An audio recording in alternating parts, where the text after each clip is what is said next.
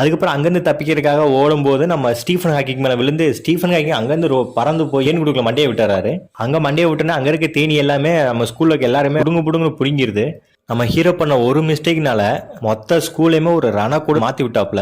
அப்புறம் ஸ்கூல்லாம் முடிஞ்சு ஹீரோ வீட்டுக்கு போயிட்டு இருக்கப்போ நம்ம சத்திய டெஸ்ட் பண்ணலாம் அப்படின்னு சொல்லிட்டு அங்க இருக்க சவத்து மேல ஏறி பாக்குறான். ஏற மட்டுமா பண்றான், சவத்து மேல என்னென்னமோ பண்ணிட்டு இருக்கான். அப்போ அந்த டைம்ல வந்து ஒரு ரோட்ல ஸ்பீடா ஒரு ட்ரக் வருது.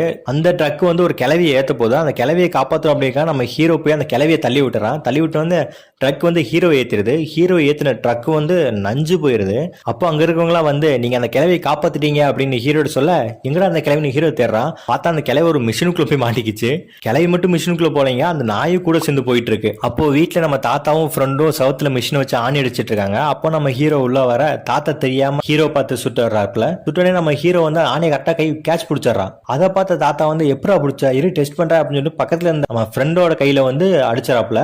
நம்ம ஃப்ரெண்டு வழிய துடிக்கிறான். அப்புறம் நம்ம ஹீரோ கிட்ட வந்து நீ எப்படா பிடிச்சுன்னு கேட்டா, யோ எனக்கு சூப்பர் பவர் வந்துச்சியா அப்படின்னா நம்ம தாத்தா வந்து அங்க இருக்க கத்தி எடுத்து ஹீரோவோட வயிற்றுலேயே குத்துறாப்புல.